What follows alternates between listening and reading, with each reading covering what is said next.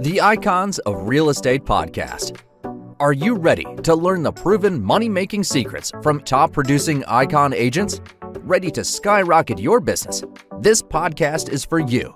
Tune in every week with your host, Tomasz Fonseca, and find out how to implement proven strategies to 10 times your business. From $3 million to $30 million in just 12 months. Brought to you by the Masters in Real Estate Marketing, Arter SEO.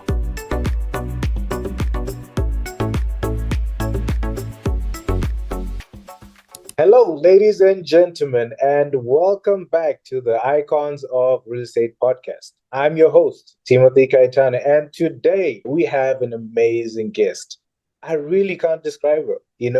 Her clients, if you go on Zillow, her clients say she's amazing. She's patient, and she always gets the job done. Well, if you call her, you're definitely going to have a memorable service, and she's going to leave you with a smile. Who am I talking about? Ladies and gentlemen, today we have Karen Smith. Karen, welcome to the podcast. Thank you. I'm so excited to be here. I appreciate it. Oh, well, I'm honored to have you. I think I've been blessed to have women that have been doing amazing. I'm talking about really giving the men a run for their money in the industry. And I'm happy to say that you're one of them. But, a lot of the people, tuning in, listening right now, don't know who you are. I mean, can you give us a short story about who Karen Smith is and how you got into real estate? Yeah, thank you. I think first and foremost, who I am is a wife, mother of two. So I have a son and a daughter. They're now 14 and 12, but they were the main reason I did get into real estate. They were 3 and 5. So I got licensed around 9 years ago. And I just feel like I wasn't winning at work. I think a lot of working parents feel that way. They were the first ones dropped off at daycare, the last ones picked up, and husband was traveling a lot for work at the time. So I just felt something had to give. I didn't feel like I was winning at work. I felt like I was leaving early to go get my kids, which is never a great feeling. And then feeling the opposite when I picked them up. I made the choice to quit. And within a month, just my personality, I was like, what does Karen Smith want to do? So I did a lot of about 3 months of soul reflection, whether it was at the gym or church, just sitting quietly, and real estate just kept coming back. And even though I reached out to everyone I knew, I reached out to my realtors at the time, family, friends that were very successful, and even in different states, not in Ohio. And I feel like everyone, probably as a mother, working mom, tried to talk me out of it. Most people said, oh, your nights and weekends, that's when you're going to work. But I didn't listen to the advice, and I got licensed, and I wish I would have done it sooner. I love it and haven't looked back, and think I've done a great job of the work-life balance, and I've made it work for me. Oh, wow. That's amazing. I think my first question to you is, how do you do it? Like, I know a lot of people that are finding it very difficult to manage this career, and they're not even moms. How are you to balance that? Having to be a mom, a wife, and a successful realtor. How do you juggle that? I think first and foremost, you have to have a huge support system. So I have a husband that is, loves that I am happy and successful at my career and wants to see that for me and for us. There's definitely, we both chip in, if you will, at home, and equal responsibility. That's the first and foremost. And then just very organized. Everything is on the calendar. My kids are an appointment. That sounds kind of weird to say that, but even knowing if we're going to watch a movie or if it's family time, it's blocked in my calendar. So going to church is blocked in my calendar every hour of even the weekends, all their sports commitments, so that I never miss anything.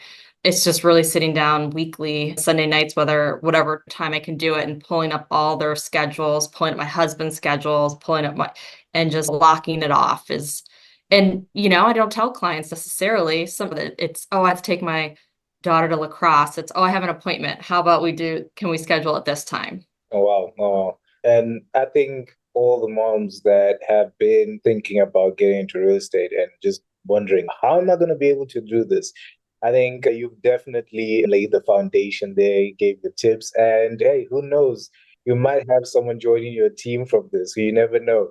But Karen, one thing that I do want to know from you is, I know you're also involved in investment. Can you tell me a bit more about that? Yes. So I got it. I wish I would have done it sooner. And I said, I think every investor says that.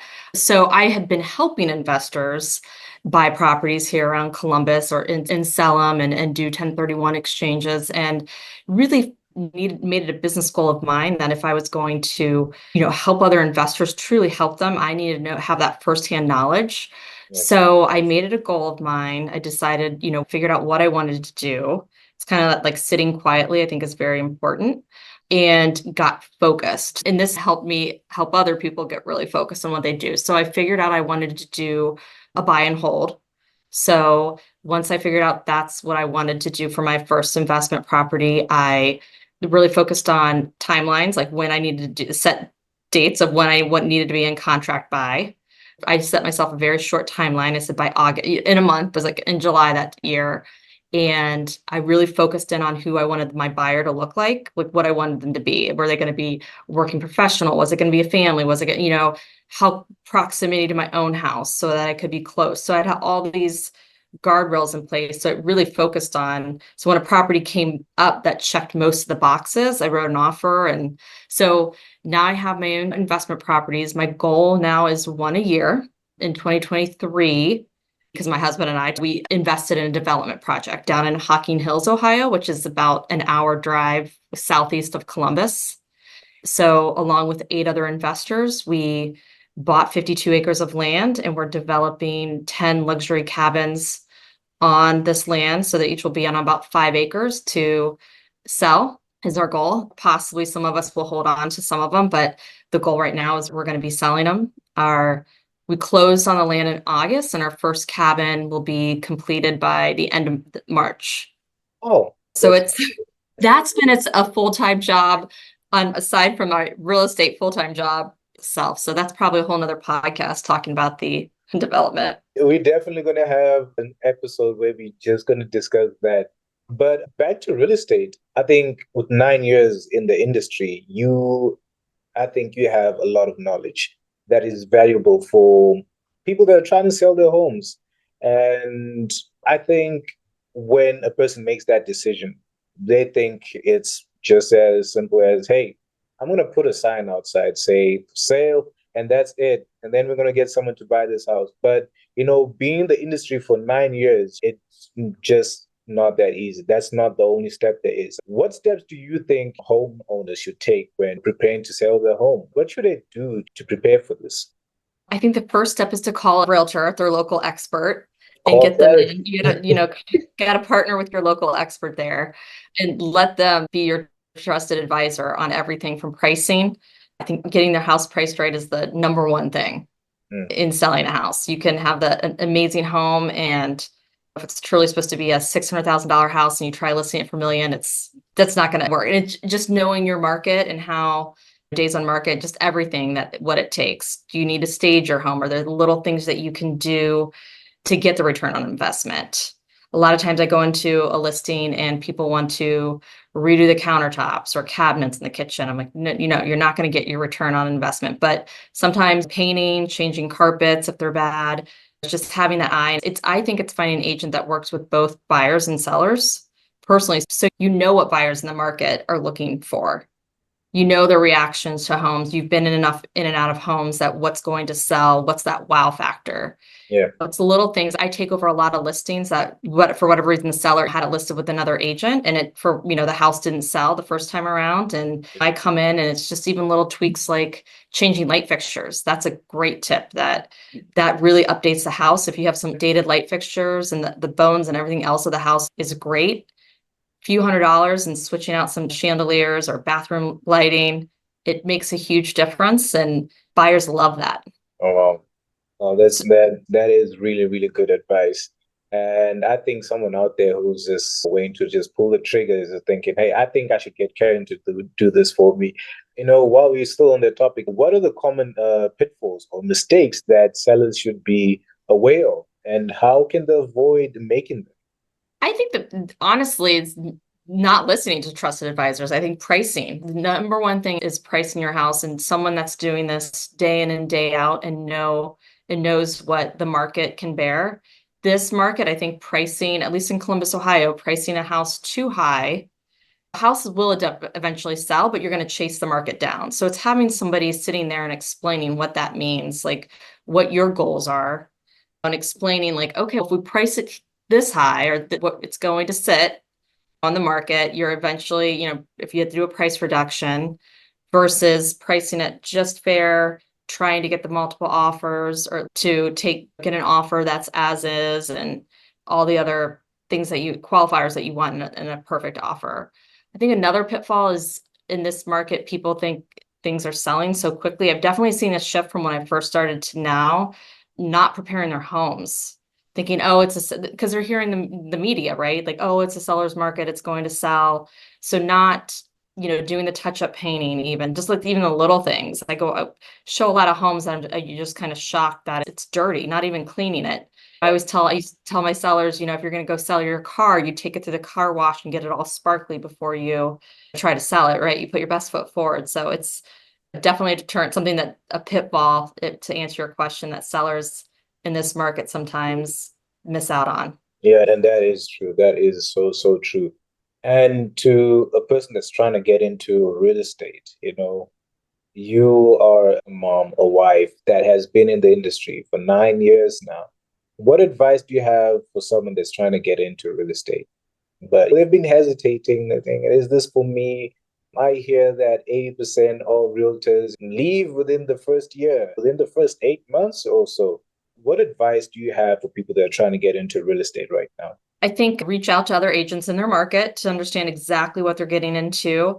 It's not easy. It's rocket science selling real estate, but it's definitely the hardest, most rewarding job I've ever done. But it's a full-time job. I feel like some agents think, oh, I can in the summers sit by the pool with my kids, sipping cocktails, like sit and sell real estate. I hit the pavement every day. I work longer hours than I ever did in any corporate job. So if you go into it with that mentality that the biggest part of it is lead generation. So if you're willing to network, it doesn't mean pick up the phone and cold calling, but it's a contact sport, real estate. So you have to be willing to talk to people, network, get involved in different organizations, networking groups. So people need to know that you're a real estate expert, and there's many ways to do that. There's to attack it, but it's a numbers game, and it's about how many people that you're in contact every day with that knows that you're a realtor in your area.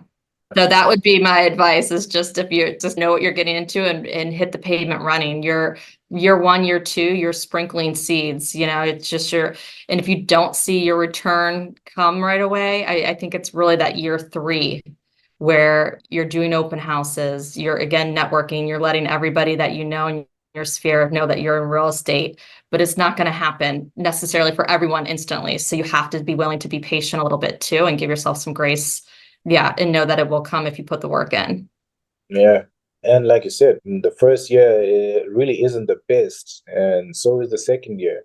And what kept you going? I know that for anyone who wants to get into this right now, they're always going to have the words that you just spoke at the back of their head. They're like, okay, year one, year two. Karen did tell me that it's not going to be the best. You planting your seeds. But what kept you going when you first got into real estate?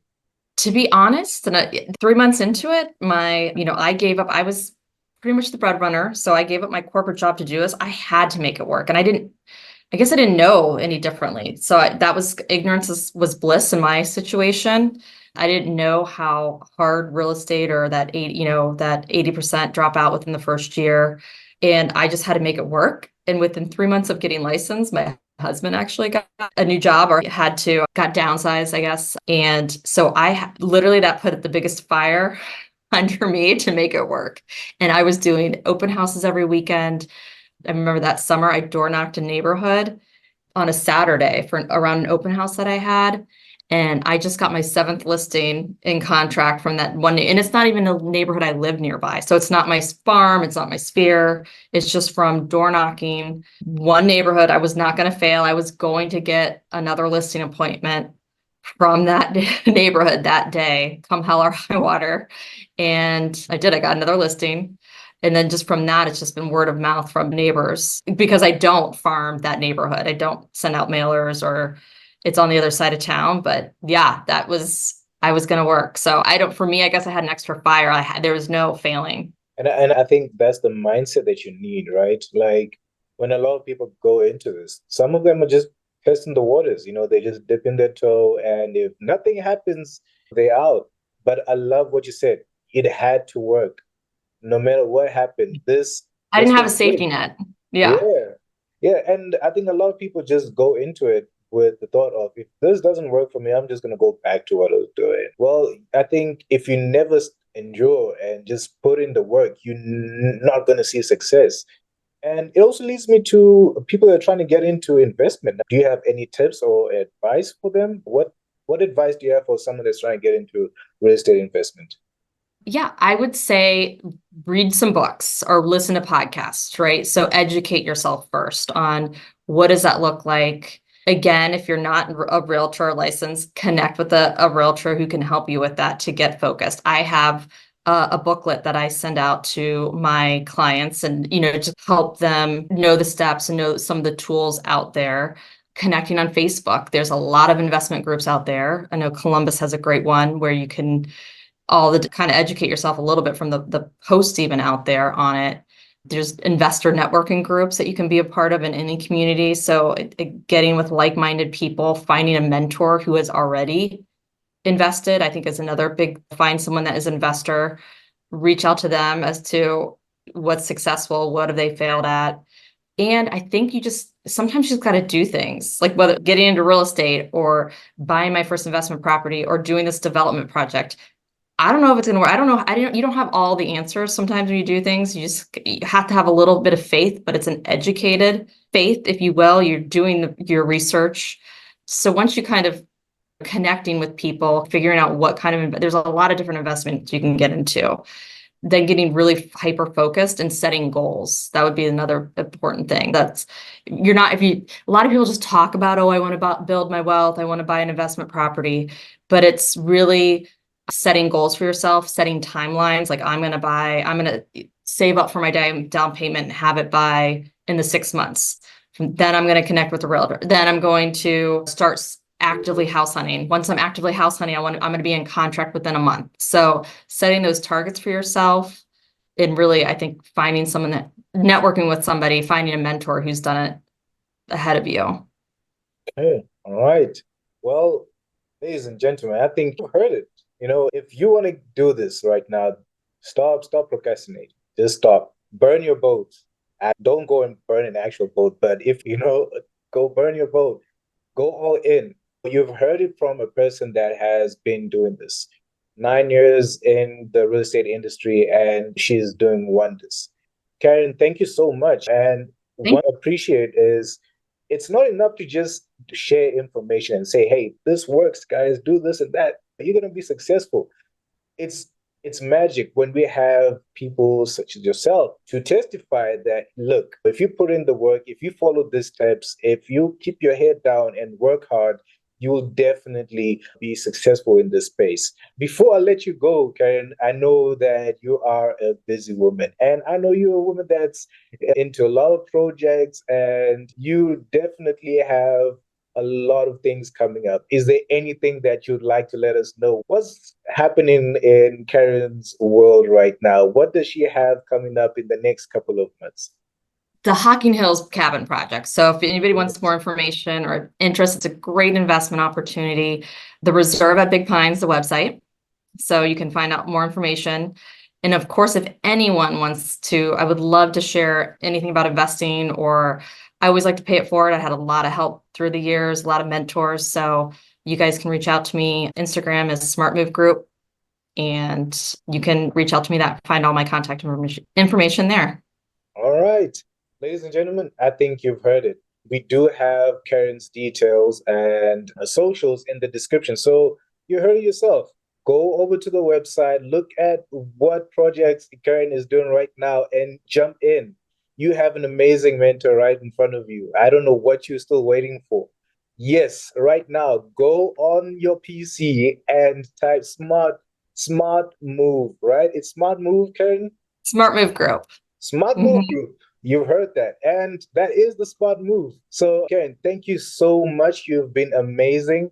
And hopefully we do get you back because there's a lot that we didn't touch on, I think, especially when it comes to development projects. So that's a That would be whole great. topic in itself. We try to get a lot, but look, you've been amazing. Thank you so, so much. And if you were tuned in and you've made it this far, thank you so much. And we'll see you in the next episode.